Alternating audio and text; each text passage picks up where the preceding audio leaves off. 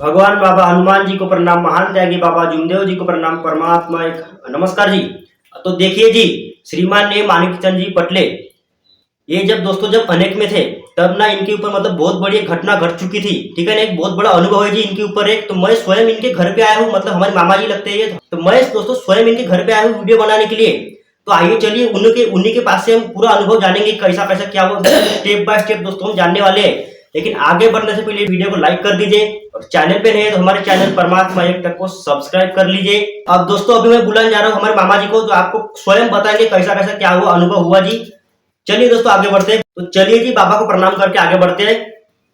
भगवान बाबा हनुमान जी को प्रणाम, महान त्यागी बाबा जुमदेव जी को प्रणाम, परमात्मा एक नमस्कार। नमस्कार जी। तो श्रीमान ने मानिकचंद जी पटले जी, आप अब अपना मार्ग में आने का कारण बताइए हमारे दर्शकों को कि किस प्रकार कैसा अनुभव हो गया है। भगवान बाबा हनुमान जी को प्रणाम, महान त्यागी बाबा जुमदेव जी को प्रणाम, परमात्मा है। मैं अन्य में था उस समय, तो अचानक से हमारे लड़के की इस बीच में पहले तबीयत खराब होती थी, नॉर्मल सा था रहता था, तो मतलब दवा पानी करने से फिर से जैसा का वैसा हो जाता था। लेकिन एक बार ऐसा हुआ कि एकदम से उसके पेट में दुखना चालू हुआ। उस दिन मैं घर पे था और पेट बहुत ही मतलब तकलीफ दे रहा था। तो मैं सोचा कि नहीं, अब डॉक्टर को दिखाया जाए। तो हमारे पास के सिलेगांव डॉक्टर साहब बघेले जी, इनको मैंने फ़ोन लगाया, उनको घर बुलाया। घर बुलाने के बाद में उनने मेरे लड़के को देखे, तो इंजेक्शन वगैरह लगाए, सलाइन वगैरह चढ़ाए। उसके बाद में 2-3 घंटे तक के वो रहे, लेकिन उनके तबीयत में कोई प्रकार का सुधार नहीं आया। इस वजह से मुझे ऐसा लगा कि अपन अच्छे डॉक्टर को दिखाना चाहिए। तो मैंने बोला अपन गोंदिया लेके चलते हैं। गोंदिया हॉस्पिटल में उनको जब लेके गए हम, तो मोटरसाइकिल पे बैठ के गया लड़का। उसके बाद में मतलब मैं तो नहीं गया था साथ में, लेकिन हमारे भतीजे थे साइड में, विक्की जी पटले, और हमारे जवाई थे दुर्योधन जी ठाकरे, और एक मेरे साले साहब थे सुनील रांगडाले। ये तीनों लोगों ने उनको बिठा के मोटरसाइकिल से हॉस्पिटल, गोंदिया हॉस्पिटल में ले गए। उसके बाद में वहाँ उनका ट्रीटमेंट चालू किए। वो डॉक्टर साहब ने उनकी रिपोर्ट वगैरह देखा। उसके बाद में उसने बोला कि जो अन्न पचाने की जो नल ये रहती है वो फट गई बोले, तो इनको बोले यहाँ अपन ट्रीटमेंट नहीं कर सकते, इनको नागपुर रेफर करो बोले। उतने समय वहाँ से एम्बुलेंस बना के इनको नागपुर लेके गए। फिर मेरे को तिरोड़ा तक के पहुँचे इन लोग। उसके बाद में फ़ोन किए कि नागपुर, हम गोंदिया हॉस्पिटल से सीधा नागपुर रेफर कर रहे हैं। डॉक्टर साहब ने बताया कि नागपुर ले जाओ, यहाँ ट्रीटमेंट नहीं हो सकता। उसके बाद में मेडिकल कॉलेज में पहुँचे, लड़के को एडमिट किए। उसके बाद में एडमिट जैसा हुआ लड़का, तो वो लड़के को एडमिट तो कर लिए, लेकिन जहाँ जिस वार्ड में शिफ्ट करना था वहाँ उस लड़के को शिफ्ट नहीं किया। और जहाँ अपंग लोग रहते हैं, मतलब एक्सीडेंट वाले केस वाले जो रहते हैं, वहीं लड़का 2 दिन तक है वहाँ एडमिट कर दिए, वहाँ रूम वगैरह दिए। उसके बाद में उसको सलाइन इंजेक्शन वगैरह लगाते थे। उसके बाद में ट्रीटमेंट चला। 2 दिन बाद उसको वार्ड क्रमांक 9 में लेके गए, और वहाँ इसकी और तबीयत बढ़ने लगी। इतनी बढ़ने लगी तबीयत कि ये अपना दर्द सही नहीं कर सकता था, और डॉक्टर लोग भी उतना ध्यान नहीं देते थे वहाँ। खाली सलाइन वगैरह लगाना, टेबलेट वगैरह खिलाना, उसके बाद में इंजेक्शन दे दिए तो ठीक। ऐसे करते करते हमारे वहाँ 8-10 दिन निकल गए मेडिकल कॉलेज में। उपचार पूरी तरह से हो नहीं रहा था। बच्चे की जो पेट की तकलीफ थी, उसके बाद में उसने मेंटेलिटी पे आ गया, मतलब दिमाग पे उसका असर आ गया। यानी उठता कुछ भी, मतलब उसको नींद नहीं आती थी, रात दिन नींद नहीं आती थी। उसके बाद में उस बच्चे का एकदम दिमाग पे असर आ गया, कुछ भी बोलता था, रात दिन ऐसा बड़बड़ते रहता था। फिर हम लोगों को किसी को पेलता नहीं था, सलाइन तोड़ता था अपने हाथ से, दूसरे पेशेंटों की सलाइन तोड़ने जाता था। यानी विचित्र एकदम से ऐसा लगता था ये लड़का क्या कर रहे हैं क्या नहीं। हम 5 मिनट भी उसको छोड़ नहीं सकते थे, ऐसी हमारे ऊपर विपत्ता थी। यानी पेशेंट को हम कंटिन्यू एक आदमी उसके पास में बैठे रहते थे, 24 घंटे उसका ध्यान देना पड़ता था। उसके बाद में उसको फिर आईसीयू में लेके गए। उसके बाद में पेलता नहीं था, तो उसके चारों हाथ पैर बांध के रखे, बेड को कमर को भी बांधे, तो भी वो लड़का पेलता नहीं था। अब भगवान जाने उसको तबीयत में फाल्ट थी क्या कुछ लागोटी था, ये कुछ समझ में नहीं आ रहा था, कुछ भी आए बाय बोलते रहता था लड़का। मैं नागपुर में था फिर उस समय में, और मेरा जवाई कंटिन्यू हम वहाँ मेडिकल कॉलेज में 12 दिन रहे। उसके बाद में वहाँ जब देखा मैं तो पेशेंट एकदम फूल गया ढोली जैसा, उसके हाथ पैर मोटे मोटे हो गए और कुछ बात नहीं चीत नहीं, एकदम लुप्त हो गया लड़का। फिर उसके बाद में मुझे ऐसा लगा कि यहाँ लड़के का ट्रीटमेंट बराबर नहीं हो रहा है, और उसी आईसीयू रूम में जब उसके साइड के पेशेंट अच्छे अच्छे ऑपरेशन किए हुए वो मरने लगे, मैंने स्वयं अपने हाथों से 2-3 लाशें उठाने लगा वहाँ। तब मेरे मन में ऐसा आया कि नहीं, यहाँ लड़का अपने हाथ नहीं लगेगा। उसके बाद में मैंने घर में सलाह विचार किया, अपने भाई लोगों को फ़ोन किया, भतीजों को फ़ोन किया कि अपने को यहाँ अपने पेशेंट को रखना नहीं है, अपन दूसरा हॉस्पिटल इसको लेके जाएंगे, यहाँ तो यहाँ मर जाएगा लड़का। फिर घर में सलाह विचार किए, सभी लोग आए नागपुर वहाँ मेरे घर के परिवार के। तो उस समय आप मार्ग में थे या नहीं? नहीं, उस समय मैं मार्गो की मेरे को रुपये का मालूम नहीं थी, मार्ग में मैं जुड़ा नहीं था।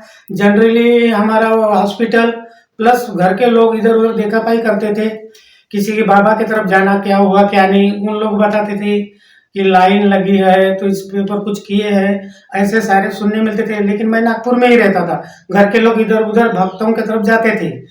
उस समय मार्ग में मैं जुड़ने को था, मैं कंटिन्यू मार्ग में आखिरी टप्पे पे जुड़ा हूँ। मैं वो भी बताता हूँ आगे, बहुत सारा मतलब हॉस्पिटल मैंने चेंज किया हूँ। तो उसके बाद में हम मेडिकल कॉलेज से हम निकाले, फिर नीरव हॉस्पिटल वर्धा रोड लोकमत चौक वर्धा रोड पे हम लेके गए पेशेंट को। वहाँ एडमिट जब किए तो डॉक्टर साहब ने वो हमारी पूरी फाइलें वगैरह देखी, वो डॉक्टर की फाइल वगैरह देखी, चेक की। उसने बोली मेरे को 36 घंटे दो, आपके पेशेंट के लिए 36 घंटे मुझे देना पड़ेगा आपको। उसके बाद में ही मैं जो कुछ भी रिकवर होती है मैं बताऊंगी। तो हमारे 36 घंटे तो उसने लीज, फिर भी हम वहाँ 11 दिन नीरव हॉस्पिटल में रहे। वहाँ भी बच्चे में कुछ परिवर्तन सा नहीं लगा, लेकिन 10-15% मतलब वहाँ थोड़ा सा ऐसा बच्चे में थोड़ा सा सुधार लगा, 10-15%।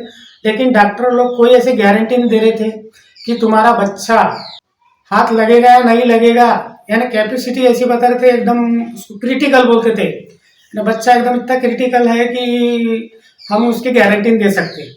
10% 15% बड़े मुश्किल से गारंटी लोग देते थे, लेकिन मतलब चांसेस पूरे तरह से नहीं थे। तो उसके माध्यम से वहाँ हमको कम से कम खर्चा रोज का पर डे हमारा चालू हुआ। एक ही दिन में पहले दिन उसने 20-20 हज़ार के 3 इंजेक्शन बुलाए लगाए। उसके बाद में मेरे दवा पानी तो पहले दिन हमारा 90 हज़ार का बिल बनाया वहाँ हॉस्पिटल में, और उसमें पहला ही दिन हमारा 90 हज़ार का गया।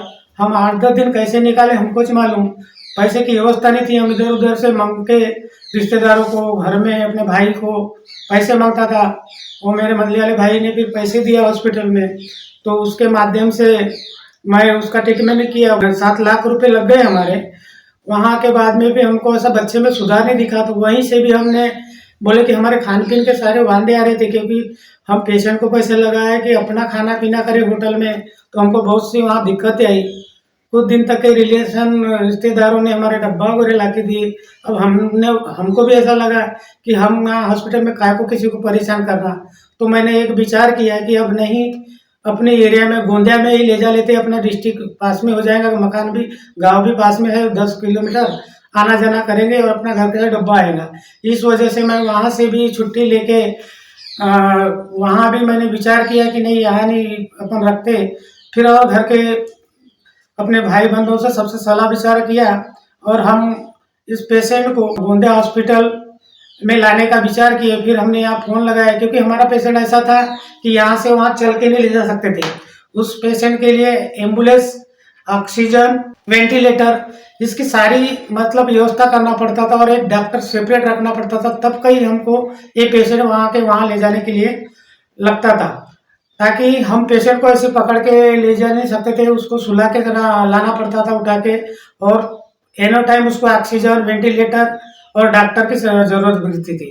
इस वजह से हमने पहले तैयारी की, गोंदिया से एम्बुलेंस बनाए, उसके बाद में एक डॉक्टर आया, पूरी व्यवस्था के साथ में ऑक्सीजन वेंटिलेटर लेके आए।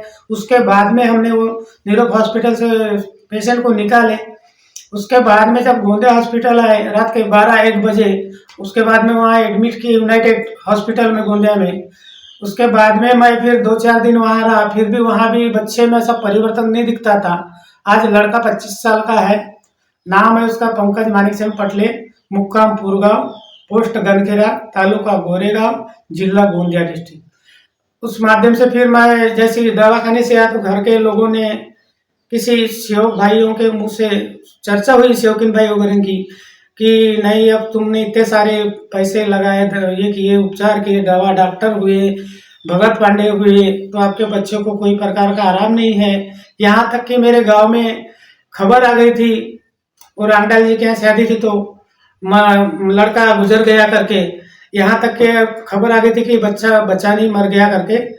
लेकिन उसकी आयु लंबी थी, अफवाह तो आई, लेकिन बच्चा सही सलामत था हॉस्पिटल में। बाकी सुधार कोई प्रकार का हो नहीं रहा था। उतना पैसा लगाने के बाद में भी पेशेंट को कोई तरह का आराम नहीं मिल रहा था, और पेशेंट सुधार में नहीं हो रहा था, जैसा का वैसा ही दिखता था। यानी हम कंटिन्यू वो हॉस्पिटल में 41 दिन रहे हम। उसके बाद में जब हम यहाँ 8-10 दिन यूनाइटेड में रहा, उसके बाद में घर में चर्चाएं चली कि परमात्मा एक, मानव धर्म, इसमें जो भी जाता है तो उनके दुख दूर होते हैं। ये सारी चर्चाएं मैंने घर पे लेडीजों के ओर से मैंने सुना, तो मुझे सब कहने बैठे कि अब तुम मानव धर्म में जुड़ जाओ, परमात्मा एक मार्ग अपना लो।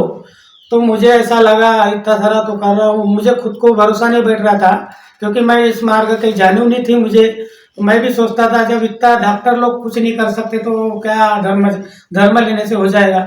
मेरे मन में शंकाएं चल रही थी। लेकिन बाद में मैंने सोचा कि इतना सारा पैसा यूज हो रहा है और ये निःशुल्क है, तो इस मार्ग को अपनाया जाए, ऐसे मेरे मन में विचार चला। तो मैं घर पे, हालांकि मैं भी थोड़ा सा व्यसनी था, और बच्चे को भी व्यसनी करके बताया थे डॉक्टरों ने। डॉक्टर लोगों ने बोले थे कि शराब वगैरह पिया था, उसका पूरा पायजन पेट में फैला था, और वो पायजन से ही पूरा डैमेज, अंदर से पूरा डैमेज होते जा रहा था बच्चा। डॉक्टर के रिपोर्ट में वही बताया था कि डैमेज हो गई उसकी अन्न पचन वाली जो रहती है, अन्न नलिका, वो डैमेज हो गई करके बताया। और वो पायजन पूरा फैल गया है। थोड़ा बहुत पायजन उन्होंने निकाले। उसके बाद में मैं जैसा यूनाइटेड्स में 8 दिन रहा, 5-6 दिन रहा, उसके बाद में मैं मार्ग को स्वीकारने के लिए तैयार हुआ। और सुबह घर में जब चर्चाएं की कि मार्ग ले लेते, तो मैंने कहा ठीक है मार्ग ले लेते। तो वो बोले, हमने जानकारी ली, एक सेवक है पूरन भाऊ पारदी हमारे पड़ोस में, उनको बुलाए घर पे, कैसा क्या है तुम्हारा मार्ग का रूपरेखा, हमें थोड़ा जानकारी दो। उन्होंने बोले जो भी अपन पूजा पाठ करते, 33 कोटि देवता की पूजा अर्चना करते हैं, घर देवता की जो भी पूजा करते हैं, इसको सारी विसर्जन करना पड़ेगा। दूसरी बात, शराब पीते हो तो शराब छोड़ना पड़ेगा, एक ही भगवान के चरण में जाना पड़ेगा, और 33 कोटि देवताओं का विसर्जन करना पड़ेगा, जो भी फोटो वोटो सब विसर्जन कर लो। तो मैंने कहा ठीक है, मुझे मान्य है। मैंने कहा मैं जाऊँ तो जाऊँ कहाँ, मुझे कोई मालूम नहीं था कौन कार्य देते, क्या देते हैं। तो मैंने कहा आप मुझे ऐसा करो, कार्यकर्ता जी जहाँ कार्य वगैरह मिलते हैं वहां मुझे लेके चलो। तो वो तैयार हुए और बोले आपको नहा धो करो और परिवार सहित चलो। तो हम परिवार के 4 लोग हैं। माँ है 80 साल की, कम वो तो नहीं आई, हम दोनों जने गए, मियाँ बीबी। उसके बाद में बच्चा तो हॉस्पिटल में ही था उस समय में, तो हम 2 जने गए कार्यकर्ता के नियोजन में पारदी जी के साथ। कार्यकर्ता काका जी ने पूछे क्यों मार्ग में आ रहे हो। हमने कार्यकर्ता काका जी को विस्तार से बताया। आज हमको 3 हॉस्पिटल, 4था हॉस्पिटल हम बदले, उसके बावजूद भी हमको आज बच्चे में कोई सुधार नहीं दिख रहा है। पैसा तो पानी जैसा बाहर है लेकिन हमको कोई प्रकार का लड़के में सुधार नहीं दिख रहा है, आराम नहीं है। इस वजह से मैं मार्ग में आने की कोशिश किया, और मुझे इस मार्ग में आऊंगा तो पूरी सुख शांति मिलना चाहिए, ऐसा काका जी को शब्द दिया। तो काका जी बोले ठीक है, आप मार्ग में जुड़े हो, आपको सुधार तो होएगा, दवा भी करे हो, दुआ भी होएगी। तो मेरे को काका जी ने 3 दिन के कार्य दिए। 3 दिन के कार्य दिए तो मुझे रूपरेखा उन्हें से बताया, बोले जाके घर में चौक वगैरह भर लेना, दिए की जोत कपूर अगरबत्ती लगाओ, विनंती करो और तीर्थ बनाओ, और तीर्थ बनाने के बाद में जहाँ एडमिट है लड़का उसको 2 बूंद तो भी ये तीर्थ जाना चाहिए बोले। तो मैंने घर में आने के बाद विनती किया और फिर सुबह 10 बजे मैं दवाखाना गया, घर पे तीर्थ वगैरह बनाया, एक छोटी सी बाटल पकड़ा क्योंकि वहाँ डॉक्टर लोगों ने पानी पिलाने के लिए नमा किए थे, तो मैं छोटी सी एक बाटल पकड़ा, उसके बाद में उसमें तीर्थ पकड़ा और वो तीर्थ जब दवाखाने में मिलने का समय था 11 से 12 तक, उस समय में मैं मिलने गया तो बच्चे को मैं जब तीर्थ पिला रहा था तो वहाँ विरोध किए मेरे से डॉक्टर लोगों ने, ऐसा कैसा तुम पानी पिला रहे हो। तो मैं थोड़ा सा मेरे मन में चिड़चिड़ापन आ गया था। मैंने कहा मैं मार्ग में जुड़ा हूँ और इस मार्ग का मेरा तीर्थ है, तो तुम अपना काम करो, मुझे अपना काम करने दो। मैं आपको एक्सेप्ट नहीं करता, कुछ नहीं करता मैं, और उसमें मेरी साइन फंसती, मतलब मैं जिम्मेदार हूँ, मेरे बच्चे की मेरी साइन ली गई है, जो कुछ भी होएगा तो मुझ पे आएगा, आप बिंदास रहिए। मैंने बोला मुझे अपना काम करने दीजिए बोला। तो समझदार डॉक्टर था, तो उसने फिर पिलाने दिया तीर्थ। तो उसके बाद में मैं तीर्थ पिलाया और काका जी ने बताया था कि जो शरीर में बोले एकदम सूजन है वो शरीर को भी लगाना बोले तीर्थ। तो मैं ऐसे कंटिन्यू 3 दिन तक के तीर्थ लेके गया। 3 दिन के कार्य में सेवक में थोड़ा सा सुधार दिखा। उसके बाद में फिर जैसे उनकी सूजन भी थी तो मैं डॉक्टर साहब को बोला, तो बोले वो सलाइन वगैरह की वजह से आई है बोले, तो रिलीफ हो जाएगी, लेकिन वो रिलीफ नहीं होती थी जब तक कि मैंने वो तीर्थ नहीं लगाया। उसके बाद में उनकी सूजन भी कम हुई। 4-5 दिन के बाद में उसको वार्ड से वो बाहर निकाले व्हील चेयर पे, फिर उसको थोड़ा सा घुमाना फिराना किए। उसके बाद में कहीं मुझे आश्वासन हुआ कि मेरा बच्चा मेरे हाथ आया, वरना गारंटी नहीं थी। मार्ग में आने के बाद में वो तीर्थ ने ही सब कुछ कमाल किया। बहुत बड़ी बाबा हनुमान जी की कृपा हुई और पूरी तरह जितना दवा से रिलीफ नहीं मिला उतना उस बाबा के तीर्थ से मुझे बच्चे को रिलीफ मिला, सेवक को रिलीफ मिला। और उस तीर्थ से ही हमको 8-10 दिन के बाद में बोले अब तुम ले जा सकते हो, छुट्टी भी हो गई। उसके बाद में भी ऐसी अवस्था थी पेशेंट की कि उसकी लैट्रिन बाथरूम सारी चीजें हमको करना पड़ता था। लेकिन धीरे धीरे हम कार्य में जुड़े। हमको कार्यकर्ता काका जी ने बंधन के कार्य दिए थे, 21 दिन के सेवक को देखते हुए एकदम नाजुक है और एकदम सीरियसली तबीयत थी, तो वो कार्य भी मैंने किया। उसके बाद में लड़का खुद से भी चलना फिरना घूमना फिरना, और अभी तक के लड़का पूरी तरह स्वस्थ हुआ है। थोड़ा सा मतलब उनको अभी ताकत नहीं है, थोड़ा दम सा लगता है उनको, बाकी पूरी तरह ये हो गया। नहीं तो हमको लैट्रिन बाथरूम सब करवाना पड़ता था। बाबा के आशीर्वाद से अभी लड़का चंगा है और ये परमात्मा की कृपा हुई है मुझ पे। मैं तो पूरी आशा ही छोड़ दिया था, लेकिन मार्ग में जुड़ने के बाद में मुझ में नई किरण आई है और मेरे परिवार में भी परिवर्तन हुआ है, बहुत सा परिवर्तन हुआ है। मुझ में परिवर्तन हुआ है, मेरे परिवार में हर प्रकार का परिवर्तन हुआ है। जो बाबा को मांगता हूँ वो सारी चीजें हो रही है और बाबा के दुआ से आज मैं कुशल बल मंगल हूँ, मस्त चंगा हूँ। और आज जो सेवक है वो पूरी तरह सुकून है और आज अपने से गाड़ी घोड़ी से घूमता है फिरता है। अन्यथा उसको एक आदमी सेपरेट व्हील चेयर पे घुमाना पड़ता था घर में भी लाने के बाद। आज लड़का अपने स्वयं से चलता है, कई कार्यक्रम में जाता है, बहुत से कार्यक्रम में जाता है, बाबा के भी कार्यक्रम में जाता है, नव्य हवन में जाता है, सम्मेलन में जाता है।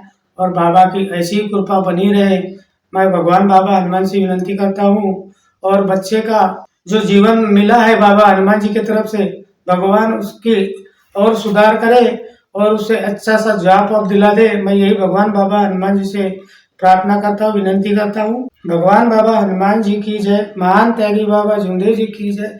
परमात्मा है सत्य मर्यादा प्रेम कायम करने वाले, अनेक वायु संबंध करने वाले मानव धर्म की जय। नमस्कार जी। तो देखिए जी, जब आप अनेक में थे तब आप मतलब कैसा महसूस कर रहे थे कि मतलब जान बच पाएंगी या नहीं, मतलब कैसा महसूस कर रहे थे आप, थोड़ा बताइए। महसूस यानी ऐसा था, मैं तो मन जो था वो गवा नहीं दे रहा था, अन्य में था मैं, तो विश्वास पूरी तरह नहीं था, मेरा देह मजबूत नहीं था, डगमगता था उस समय में। तो मैंने जहां तक के ये देवी देवता जो 36 कोटि देवी देवता है, तो मैंने ऐसा भगवान नहीं छोड़ा कि मैं अपने बच्चे के लिए, यानी उस प्रकार मैं हॉस्पिटल में रहने के बावजूद भी मैं नागपुर के अंदर में मेडिकल कॉलेज में जब था, लड़का भर्ती था, उस समय मैं जगदम्बा मंदिर खापर खेड़ा वहां भी गया। वहाँ भी ओढ़ी चुनरी, जो भी मुझे फूल वूल सब चढ़ावा किया। उसके बाद में मैं कभी जिंदगी में, आज उम्र मेरी 49 की है, तो मैंने कभी उपवास नहीं किया आज तक है। लेकिन लड़के के लिए मैंने साईं जी का उपवास पकड़ा गुरुवार दिन, और उस साईं जी के उपवास 3 उपवास भी किया मैं। और जिस दिन उपवास था मेरा, उसी दिन उस मेडिकल कॉलेज में मेरे को ब्लड, यानी लड़के को ब्लड लगता है करके बोले, तो मुझे ब्लड देने वाले कोई नहीं थे वहाँ, हम ससुरे जवाइस थे। तो उसमें से भी मैं जब ब्लड देने गया तो मेरे मुख से सत्य निकल गया। वो बोलता है डॉक्टर साहब ब्लड देने आए तो खाना ना खा के आए क्या? तो मैंने बोला नहीं जी, मैं खाना नहीं खाया, क्योंकि उसको मैं बता भी नहीं सकता था कि मेरा आज उपवास है करके। तो मैंने वहाँ उससे झूठ बोला डॉक्टर से, तो बोले नहीं, बोले खाना खा के आओ। तो मैं बोला ठीक है। मैं 10-15 मिनट इधर आ गया, और आने के बाद में थोड़ी देर बैठा और पानी वानी पिया, और फिर 10-15 मिनट के बाद में गया तो बोला खाना हो गया जी। मेरा उसको झूठ बोला, मैं खाना हो गया जी, मतलब क्योंकि उपवास रखा था मैंने साई का। तो उसने फिर उसके बाद में ब्लड लिया, तो मैंने मतलब सारे भगवान को पूज लिया। श्री राम जी का मंदिर है, वहां भी गया। उस समय में जहाँ तक वो चल रहा था, उस समय की बात है, जो अयोध्या में राम जी बिठाले थे, उस समय में हम वहाँ मेडिकल कॉलेज में थे। तो वहाँ उस समय में रैली भी चल रही थी, तो राम जी का भी मंदिर गया, शिव जी को भी जल वगैरह चढ़ाया, बेल चढ़ाया। वहाँ जहाँ तक के वहाँ मैं गड़े भी भूल गया अपने पोंगाजरा में किया। नागपुर से आया था तो मैं चलो भाई महादेव है, वहाँ भी चले जाता हूँ मन्नत मांगने अपने लड़के के लिए। वहाँ बेल नारियल डोडा सब फोड़ा, और वो गड़े थी तांबे की, वो भी वहाँ भूल गया। उसके बाद में मैं जब मेडिकल कॉलेज में एकदम से ये था, तो मैं उस समय अन्य में था, तो मुझे मालूम नहीं क्यों ऐसा लगा। सारे भगवान देवी देवता तो हो गए, लेकिन वहाँ हनुमान जी का भी मंदिर था, वहाँ मैं गया। वहाँ गया तो एक पुजारी था, सुबह सुबह का समय था, पुजारी जी था। तो मैंने बोला पुजारी जी को, वहाँ दान पेटी में 50 रुपये भी डाला मैंने, और मैंने बोला पुजारी जी को मुझे हनुमान जी का सिंदूर चाहिए। तो पुजारी बोले देते नहीं आता। तो मैंने बोला, उनको सुनाया, मैंने उसको बताया, मैंने बोला पुजारी जी, मैंने बोला मेरा लड़का यहाँ एडमिट है मेडिकल कॉलेज में, और लास्ट इस पे चल रहा है टप्पे पे, तो मुझे मतलब कुछ भी बोलो, मुझे हनुमान जी का थोड़ा सा तो भी सिंदूर दे दो। तो उनने मुझे थोड़ा सा एक कागज में दिए सिंदूर। तो वो मुझे ऐसा एक मतलब सिंदूर जैसा मैंने माथे पे लगाया लड़के के, तो वो सिंदूर जैसा हम सुबह उसके मुंह हाथ धोते थे, मुंह पे से गीला कपड़े से पोंछते थे चेहरे पे से, लेकिन वो सिंदूर 8 दिन तक के मतलब कंटिन्यू जैसा का वैसा रहा, निकलता नहीं था वो सिंदूर। उस समय में मार्ग में नहीं था, अन्य में ही था, लेकिन मैंने सारी कोशिश किया। तो मुझे लगता है कि ये सारे भगवान आए या नहीं आए, लेकिन जब मानव धर्म में मैं जब आया, तभी लड़के में सुधार आया। तो मैं भी पूरे देवी देवता को मानता था, लेकिन परमात्मा एक में ही आने के बाद में लड़के को पूरी तरह से आराम मिला है। मुझे ऐसा लगता है कि हम उसमें पहले जो थे अन्य में हम मानते थे, भगवानों को हम मानते थे, लेकिन मानव धर्म में आने के बाद हम भगवान को जानते हैं। ये हकीकत है कि पहले हमने भी भगवान को माने हैं, लेकिन सत्य क्या है, ये आज परमात्मा एक में आने के बाद में आज हम भगवान को जानते हैं। पहले मानते थे, लेकिन आज हम जानते हैं भगवान कहाँ है। डायरेक्ट कनेक्शन पर हम परमात्मा एक सेवक जो है आज डायरेक्ट भगवान से हमारा कनेक्टेड है, और ये सारी व्यवस्था हमारे बाबा जुमदेव जी ने करके दिया है हर सेवकों के लिए। मैं तो शुक्रगुजार हूँ बाबा जुमदेव जी का, जो आज इतनी बड़ी मानव मंदिर जो खोल के दिया है बाबा ने। आज उसके माध्यम से कई लाखों अरबों लोगों के घर सुखी बने, इस माध्यम से, मानव धर्म के माध्यम से। मतलब इतनी गरीबी थी, हम जब अन्य में थे हम दारू के अधीन हो गए थे, हमारा पैसा इन्वेस्ट जाता था, पंडा पुजारी के पास में जाते थे, वहां पैसा हमारा वेस्ट जाता था। लेकिन आज हमको डॉक्टर भी दूर हो गए हमसे आज, और पंडित पुजारी भी दूर हो गए, हमको पूजा के लिए पंडित भी नहीं लगता, और हमको डॉक्टर के उपचार तो बाइच्छा नहीं लगता है। ये मानव धर्म की सही रूपरेखा है, और आज पहले हम मानते थे, आज हम जानते हैं, और हमको ये बाबा जुमदेव जी ने सिद्ध करके दिखाया है सेवकों को। तो देखिए जी कितना बड़ा अनुभव है, ठीक है ना। अगर मामा जी परमात्मा के मार्ग में नहीं आते तो आज क्या हो जाता। जिस समय मामा जी अनेक में थे, उस समय दोस्तों उनके पास मतलब कितनी मतलब दुविधा में थे वो, यहाँ से नागपुर जाओ, कई दवाखाने के केस झेल लिए, कई दवाखाने में घूम फिर गए, वहां से भी पूरे परेशान, कई पंडा पुजारी के केस झेल लिए, ठीक है ना। वहां भी कोई समाधान नहीं, वो बस समझो कैसा थोड़ी देर अच्छा लगेगा, फिर वैसा ही, फिर पंडा पुजारी का काम ऐसा ही है। और फिर दोस्तों बहुत ही इन्हें झेल लिए सब केस, पंडा पुजारी दवाखाने के सब झेल लिए, एक फिर भी एकड़ उन्हें कुछ मतलब समाधान नहीं मिला। 1 एकड़ खेती चलेगी। खेती चली गई 1 एकड़। 1 एकड़ देखिए जी 1 एकड़ खेती भी चली गई, लेकिन देखिए जी यही होता है प्रेम बच्चे के प्रति कि मतलब क्या क्या किए इन मामा जी ने, ठीक है ना। तो देखिए जी उस समय मामा जी अनेक में थे, लेकिन आज मामा जी परमात्मा के मार्ग में आए दोस्तों, बहुत सुखी समाधान से सब बिल्कुल चंगे, ये सब अच्छे ही है। तो मामा जी मैं भैया को भी मिलवाना चाहता हूँ अपने दर्शकों को, तो जरा बुला दीजिए कि देखिए जी जिनके ऊपर एक पूरी अनुभव मतलब घटना घट चुकी है, स्वयं वो भैया को मैं भी आपसे मिलाने वाला हूँ। चलिए जी देख लीजिए अब। ठीक है ना, बुला देता हूँ मैं। नमस्कार जी। नमस्कार जी। तो देखिए जी ये भैया यार बाबा की कृपा से कितने मतलब बिल्कुल स्वस्थ है, अच्छे, बिल्कुल चंगा है, हर खाना पीना बराबर सब अच्छा है जी। थोड़ा बताइए कुछ अपना। नमस्कार। भगवान बाबा हनुमान जी को प्रणाम। महान देव बाबा जुमदे जी को नाम परमात्मा है। आज जो कुछ भी हो, भगवान बाबा हनुमान जी हो, महान देव बाबा जुमदे जी के आशीर्वाद से हुआ है।